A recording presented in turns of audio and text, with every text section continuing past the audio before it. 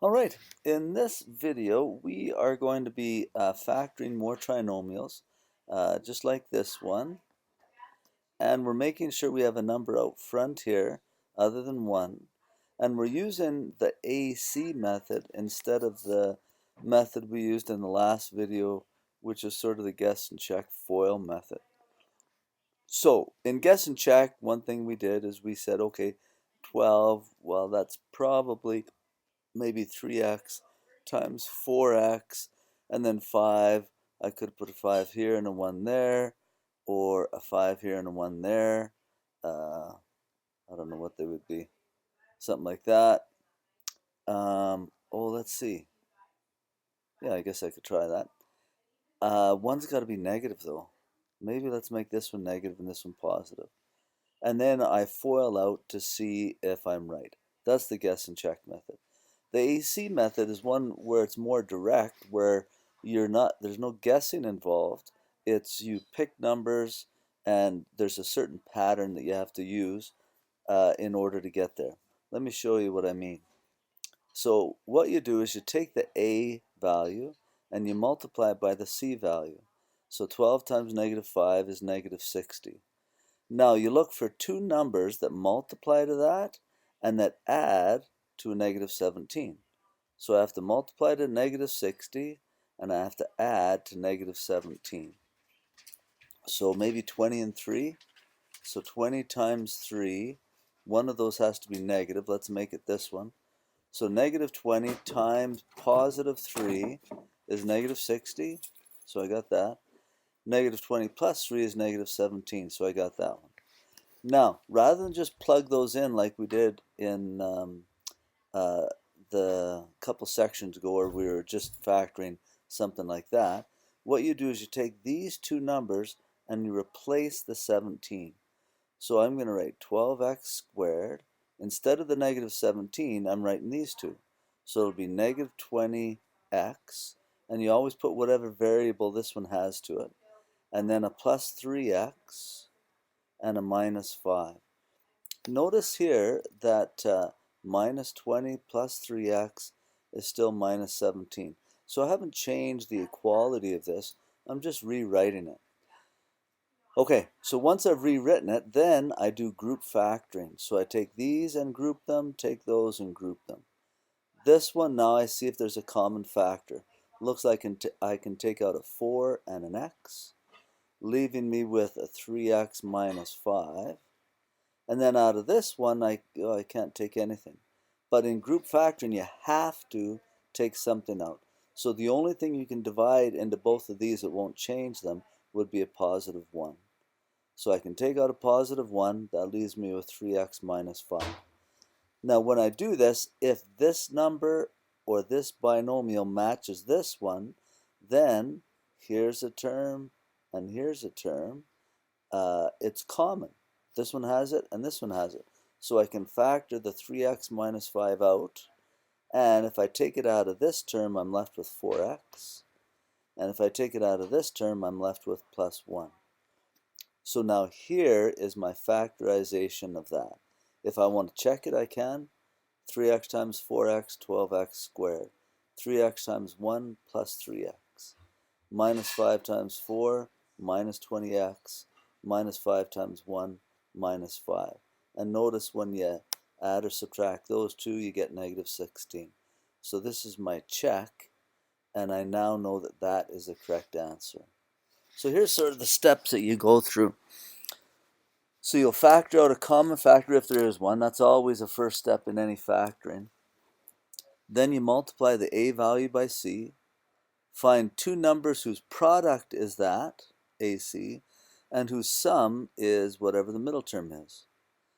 Then you rewrite the middle term, you sort of split it up using the two numbers from this step.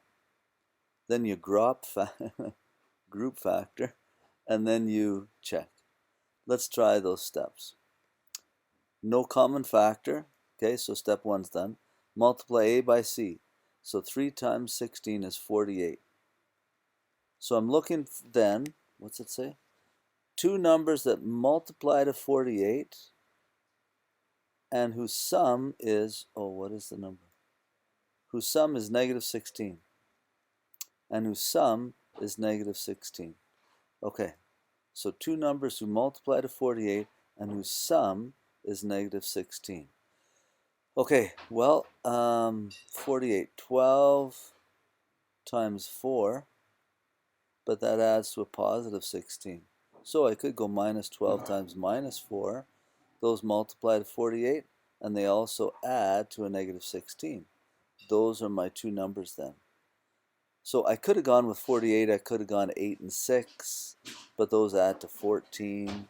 I could have gone with 16 times 3, they add to 19. I just fluked out with the 12 and 4. So now that I've got my numbers, I'm going to replace this thing here with those two numbers. So I get 3x squared minus 12x minus 4x. Notice I'm keeping that x in there with the numbers, plus 16. Okay, now it's group factor time. So I take these two and factor out common factors. So out of the first one, it looks like 3 can come out and an x, that's common. So I'll be left with x minus 12x divided 3x would be a 4. The next one, ooh, I've got a negative there. This one there is something you have to watch for. It's a dirty, rotten, filthy, stinking negative, so be careful. When you have a negative out front there, you always factor out a negative and then whatever else you can take out. So it'll be a negative. Looks like 4 is the greatest common factor. So I factor out a negative 4. Divide this by negative 4, I get an x. Divide 16 by negative 4, I get negative 4. This is where lots of people have trouble. Okay, so now I look at this term and this term. Do they have anything in common? Sure enough, that x minus 4. So x minus 4 is in common. If I get rid of that out of here, I'm left with 3x. Get rid of it out of there, I'm left with negative 4. So this is the factorization of that. And again, you could check it. Let's try another one. Just to get that pattern down. I got a bunch, but let's just do a couple more. Ooh, some big ones. This is good. Factoring something out. I think 3 can come out of this. So 3 goes into there, 10a squared. 3 into that goes 2, 29a. And 3 comes out of that, 10. Okay, now AC method. So I go 10 times 10, that's 100. So things that multiply to 100 and add to 29. Okay, so 10 times 10, that adds to 20. That's not it. How about 25 times 4? That adds to 29. Those are my numbers right there. Dad, supper. Okay, so 25 and 4 works. So over here, we will just replace these two. So I have 10a squared, and then instead of the 29a, I'm going to put these two. So it'll be plus 25a plus 4a plus 10. Now you might ask yourself if it matters what order these go in. It doesn't matter. I'll maybe try one down here where I change the order, and you'll see at the end we'll come up with the same factors. Okay, so now here's a group, there's a group. Maybe I'm going to put an extra bracket in here.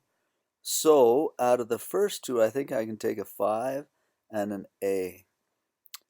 So common factor, I'll be left with a 2a plus 5.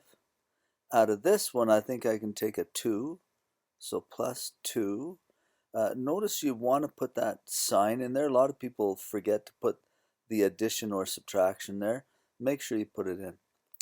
Okay, greatest common factor is a 2. I'll be left with 2a plus 5. Now, this and this are identical, so I can factor them out. So it would be factored out to the front as a 2a plus 5.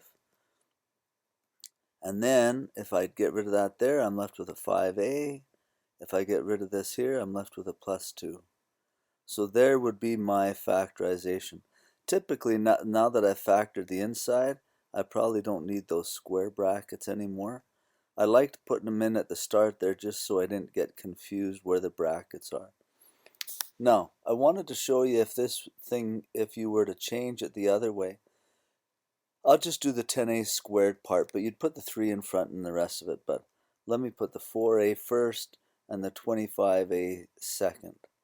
And we'll just see if it works. So group those, group those. Out of the first two, I can take a 2a. I'll be left with 5a plus 2.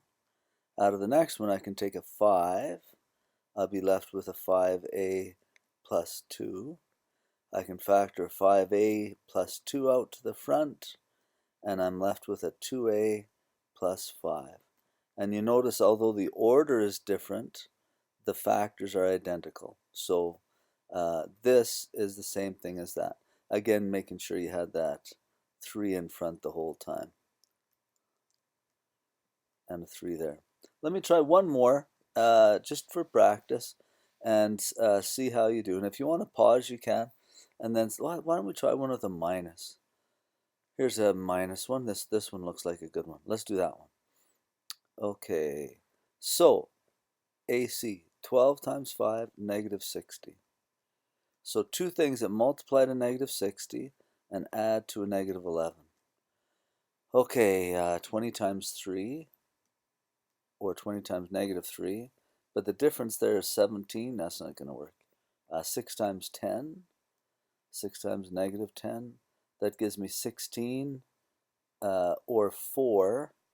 I need an 11. 12 times 5.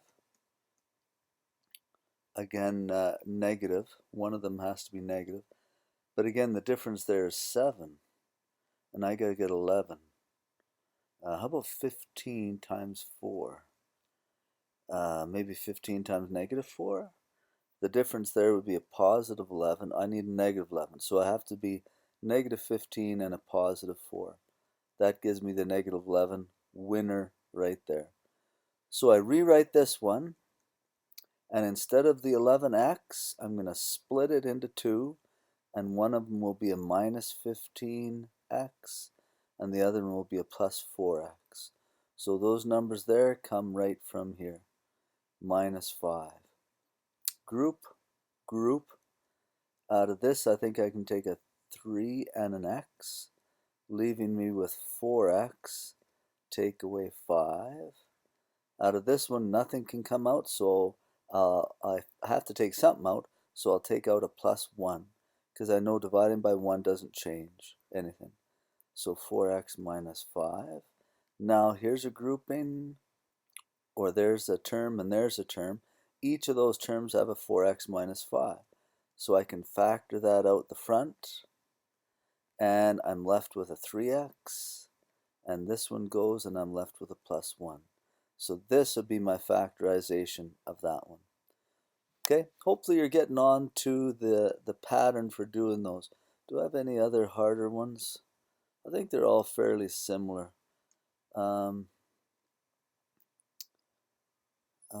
Yeah, they're all, maybe I'll just do this one, this last one right here with the y squareds, and just to show how you do the whole xy thing. So 6 times 9, 54. So two things that multiply to 54 and add to 15. Okay, 9 and 6. 9 times 6 is 54. 9 plus 6 is 15. Those are my numbers right there. So I'll go 6x squared plus 9, and then you always use whatever letters are there. xy plus 6xy plus 9y squared. So this thing splits into those two. Now I can group factor. I think I can take a 3 and an x out of there, leaving me with 2x plus 3y.